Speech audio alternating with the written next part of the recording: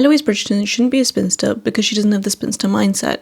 She doesn't have skills. She doesn't have any inclination to develop skills and then to use those skills to make money to fund her life as a spinster. Even if we want to say that, okay, she doesn't need to worry about financials as a spinster because it's covered by the family, what is her plan as a spinster? She clearly doesn't want to fall into the typical caretaking role that a lot of spinsters would fulfill. They would look after younger siblings and younger relations, and we've seen her in season 4 butt up against this when it comes to chaperoning Hyacinth's lessons. Even if you want to say that, okay, she made up with Hyacinth by the end of the lesson, or by the end of the season, she ultimately hasn't changed that fundamentally, because even when she meets baby Edmund, when Kate brings him around to meet the family, Eloise just says, good day, and just leaves it at that, doesn't really interact with him further. So ultimately, we come back to Eloise doesn't have a spinster mindset. This is something I discussed in a previous episode, a couple episodes ago, and in the meantime, that take went viral on Instagram. It was quite interesting and at times amusing to see how people reacted to it. But one thing I really want to come back to is, what does it mean to have a spinster mindset? The thing I've settled on is that ultimately it means having a plan for your life, which Eloise doesn't. And to be honest, I'm starting to think that part of the reason why the response to that reel was so emotive for some people, so evocative, is because it speaks to a deeper insecurity that a lot of us have, that we're behind in life and we don't know what we want to do with our lives. And so this episode, I want to touch on that. Welcome back to Vocally Annotated. My name's Sarika, and I have a matcha here with me. If you're watching the video version of this podcast, you can see. If you listen back a couple episodes ago, I was talking about how much I wanted a matcha while filming, and that would have been the one thing that made the experience better. And now I finally have one.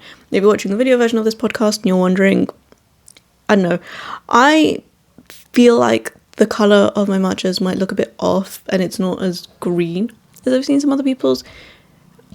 Obviously it comes down to the specific matcha you use, and I don't know if they put dyes in some of them or whatever. But in this case, it's mostly because I've added strawberry syrup. And if you know anything about colour theory, red plus green, opposites on the colour wheel, they cancel each other out and neutralise it. So sometimes my matcha has a tendency to look very sludgy. Not too sludgy, thankfully, because I don't use that much syrup, but I did experiment with putting rose syrup in matcha recently. Tastes really good, but you have to use significantly more roux afza than you do the regular strawberry syrup I was using. So because you're adding so much of it, then that really does make the matcha look really sludgy and awful. It definitely doesn't taste nearly as awful as it looks. I highly recommend trying it. The only problem with having matcha while recording is I need to make sure I don't develop a matcha mustache throughout this episode. Also, I think I might be coming down with something. So if my voice sounds a bit funny, that's why. My throat is a bit sore and I just feel a bit generally under the weather. Drinking cold matcha isn't the best idea in the face of that, but hey, if I'm going to get ill, the matcha's not going to stop me. So I might as well enjoy it for the duration of this recording. Plus, I do need a little bit of caffeine. I don't want to have a full cup of tea, and I could have just had a regular green tea, but if I can have green tea, then I might as well have matcha. And like I said in the intro, I want to talk today about feeling behind in life. It is a thing that I think more or less everyone struggles with. I don't know a single person who wouldn't say that they feel behind in life in some way. Even when you look at people who, they look like they've got all their shit together, they know what they're doing, blah, blah, blah. I guarantee you, if you actually talk to them, they will, if they don't have any immediate insecurities, then they've had an insecurity about being behind in life. For example, I have a friend who recently bought a house in London in their late 20s, which is an incredible achievement when the average national age of, being a first-time homeowner is 35, I think, in the UK. So to be able to afford a property in your, let's say mid to late 20s, and in London on top of that, you're doing really well, you're doing great. But this friend I was talking to was saying that they feel like they're kind of behind when it comes, romantically. And we were talking about how at the time and my wedding was coming up. We were talking about it. We were talking about being engaged. I wasn't engaged, or I was engaged, excuse me, at the time. And this friend was saying that, you know, I feel kind of behind in life when I think about how you're engaged, you're going to be married, you're in this committed relationship. I'm not. And I was like, yeah, but dude, you just bought a house. It's not really a comparison. We're both adulting. We're just adulting on different planes right now. Kind of feels like that thing, like, you can have it all, just not at one time. Right now, they maxed out their stats on buying a house, and I maxed out my stats on being in a relationship, getting married, and we just did things differently as a product of our, you know, own different circumstances and stuff. But ultimately, like, we're doing fine. We've just done things in perhaps a different order. And I'm also aware that I'm in this category for people in other ways as well. Someone did say to me, you know, she was talking about how she feels insecure about how her life is going at the moment, how she feels like she's behind. And she kind of said something along the lines of like, I don't expect you to understand because, and I was like, why? And she said, because you've got your stuff together, you know what you're doing. And I was like, dude, do you think I was always like this? You are in your early 20s. I was also in my early 20s once. Like, you just weren't there for those years. You didn't see that. Whatever insecurity I feel now about the way my life is going, you don't see just because I don't talk to you about it. Doesn't mean it's not there and it's not happening. It definitely happens to everyone, especially at this point in life, I think, when you're in your 20s.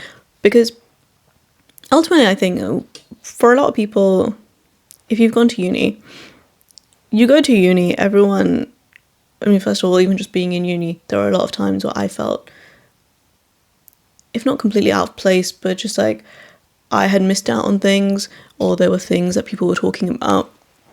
And I was like, oh, I don't share those experiences, I have no idea. And that made me feel like I was behind somehow, I was deficient. Then when you leave uni, because you're ultimately in uni, you're still in the same microcosm of a bubble. So no matter where you come from, the experiences you have in uni, there is still like a spectrum within which you can have those experiences, I think, generally speaking. But that's the thing, it's still within a defined spectrum. And then once you leave uni, it's like you go into uni, this is your life before uni, you go into uni and everything kind of comes together. What am I trying to say? It's like a bubble. And then once you leave the bubble again, you go out into the real world for jobs and stuff. And then it's open season. You know, people's lives can take such different trajectories. And based off of nothing. Like, it just happens. So feeling insecure about it is really understandable. And if you didn't go to uni and you went straight into working after school, then, you know, those people I know look at the people who went to uni and they're like, oh my god, they're having this experience that I missed out on. The uni people look at them being like, oh my god, they're making so much money and they're so much further ahead in their careers by the time I'm done studying. Ultimately, it just comes back to FOMO. I think FOMO is the root of a lot of insecurity in your 20s, feeling like other people are doing something you're not. The idea that other people are doing something you're not, and you being worse off for that, and it being detrimental to you somehow, is ultimately the root of the insecurities. And this is the perfect breeding ground for emotions like jealousy and resentment to pop up. And I think it is normal to feel jealous of other people your age or within your circle that you see doing things that you want to do. Like, am I a little bit jealous of my friend who's just bought a house? Yeah, I am. I don't think jealous is the right word. I think envy in this case is the right word. I envy that position. I envy being in that position. I love that for them. I'm very happy for them and I support them, but I am envious because I'm not there. Being jealous, envious, resentful of your friends and loved ones is really difficult. It's a really difficult feeling to grapple with, being like, I'm happy for you. I love this for you, but I want it and I feel kind of bad that I don't have it. But even though it's difficult, it is ultimately perfectly normal. You feel envious or jealous or resentful because you're insecure about your own path and what you're doing because you don't have everything figured out. Newsflash, no one has everything figured out. Absolutely no one. Not even the oldest, wisest person you know. It is still their first time doing life too. It is still their first time being that age. No one has all the answers. That insecurity is FOMO. And ultimately, I think that being jealous or envious of friends and loved ones can actually be a good thing. I mean, not just when it comes to friends and loved ones, but first and foremost, friends and loved ones, since that's relevant to this conversation. Jealousy is a good thing because it teaches you what you actually want. The things that you're jealous about other people having is because they have it and you don't. That's why you feel insecure. That's why you feel FOMO, because it's something that you want. So great. Take that. Use it as a data point or however you want to put it, but use it as a learning and see how you can progress yourself towards that. I think jealousy is a massively helpful emotion in that way. There are many times where I've been jealous of people. Hell, I used to be jealous of people who had podcasts and people who had YouTube channels for years. I was jealous of them. Why? Because I wanted to do the thing myself and I was afraid and I felt insecure and I couldn't do it. And I felt the FOMO seeing them just having fun doing it. You know, being able to have fun expressing themselves on camera, and it was a thing that I was so terrified of. Now that I'm here, I don't feel jealous in the same way anymore. That jealousy was a compass arrow pointing me to what I wanted to do. And by following it, you know, you negate the jealousy. What is there to be jealous of when you are doing the thing that you want, or you get the thing that you want? Then what is there to be jealous of? Hello everyone, Editing Sarika here.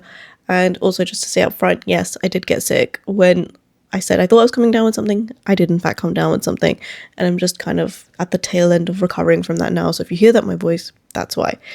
I just had some addendums I wanted to add to this episode. So the first one, I was talking a lot about how jealousy can be used as a compass basically to guide you to what it is that you might actually want to do in life.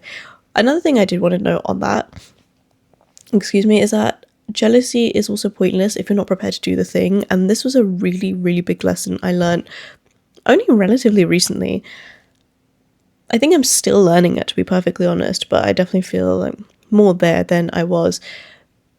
This has really helped me reframe how I feel when it comes to jealousy. Like, it's one of two things. It's either that I want that thing and therefore I'm jealous, or I'm jealous kind of unfairly, but just like it doesn't, in a way that doesn't make sense, because I know that I don't actually want the work that comes with doing the thing. For example, I don't know, if you were to see someone who's got this really prestigious job and it gives them a lot of status in society, people always like, oh my god, you work this job, blah blah blah blah blah, and you look at that and you feel jealous. Cool, but are you prepared to sacrifice in the way they have? Are you prepared to sacrifice and be traveling for work all the time, or be working really long hours and not really have time for your personal life outside of work? Like, all those things that go into it, it's very much about like looking at the thing that you're jealous of and being like, okay, what actually goes into this? And is this something that I want? Is this something that aligns with my life? I think if you're not put off by what it takes to get the thing, then you being jealous probably is a compass pointing you in the direction you're supposed to be going in. And then speaking of that particular example I gave about a job, I haven't talked about feeling insecure when it comes to jobs in this episode. To be very transparent, it's something I'm dealing with right now, so I don't want to speak about it while I'm in it, but it is a thing that is a common thing that people struggle with, and feeling like, oh, this job I'm doing is not very good. I mean, it's definitely a thing I've struggled with in the past, even. It's like, okay, cool, I'm working, but I'm not working in the kind of job that is more high status, and that makes me feel insecure. So yeah, I mean, that example was very much rooted in a real personal example. Since I'm not talking about it in this episode, one thing I did want to say was, if that is your concern, I have done a podcast episode talking about jobs and how to find a dream career or like a dream role, however it is useful to you. Point is, I've done a podcast episode on it, so you can go listen to that. That's episode 6 of this podcast, and the whole point of that episode is to help you identify what your dream job might be based on things you like, based on things you're good at. And it was a framework I came up with myself. So I think it's useful. And if you are struggling with feeling insecure about your job, I highly recommend you go watch that episode. Also, in general, there's a lot that can be said about this subject when it comes to feeling insecure and feeling like you're unsure of your purpose or your path in life and what you want to do. It's a very big subject. I definitely wasn't going to be able to cover it in a way that I felt was adequate in this podcast episode. I mean, hell, I recorded the podcast episode and I'm still here recording addendums because I'm like, oh, I didn't say this thing. So if you feel that there's something I missed in this episode and I didn't think to cover, that just means there's scope for a future episode. So please feel free to drop me a message in the Google form. There's a link in the description box below, and I am happy to take suggestions there for future episodes. To bring it back to my friend and I think a lot more people are going to feel insecure about not having a house in the coming years. I know it's already been a point of insecurity for people when we talk about millennials not being able to buy houses, and now as they age up and a lot of them do have houses, and as Gen Z comes up to take their place. Do I have hair on my lips? Yeah, that was a bit of fluff. What was I saying? Yes, as Gen Z comes up to take their place, more. And I think that even for millennials, while as a generation, obviously, people struggled to be able to afford a house, it was still easier for them then than I think it will be for a lot of Gen Z. And so I think feeling insecure about feeling behind in life because you don't have your own place is going to, and I include renting in that, is going to become more common. I think learning to live with family members is going to be a thing that becomes more discussed online. Maybe it becomes its own niche of learning how to live with family members, how to live with extended family, how to live with other people. I mean, if you're Indian or from some other ethnic background, then it's not really it's kind of baked into the culture, I think, and so it's more familiar. It doesn't mean it doesn't come with its own struggles, let me tell you that, but it's more familiar. But I know that not everyone's culture is like that, not everyone has that experience, but I think it's something to note. But to go back to what I was saying, I haven't hit that particular milestone yet, so I can't talk about the insecurity of not having a place. But I think the other major milestone is being married, and that is one that I have now hit. Woo! Love my husband. So I can talk about it from my perspective. Just looking at my notes, I just want to say that I don't think everyone should be married. I think that there is a decent number of people who would be better off not getting married.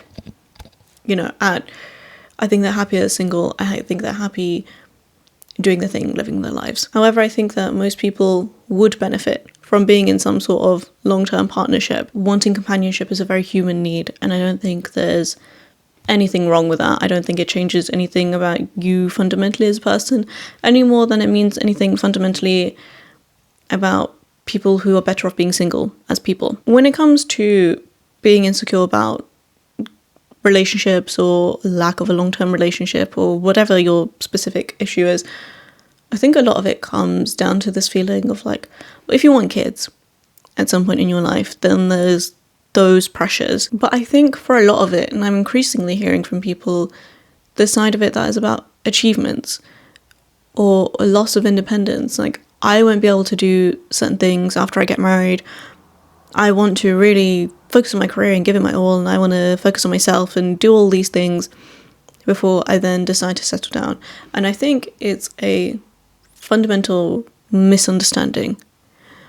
I have notes on this. I think I'm just going to mostly read off the notes because I think I worded it all right. It was very stream of consciousness.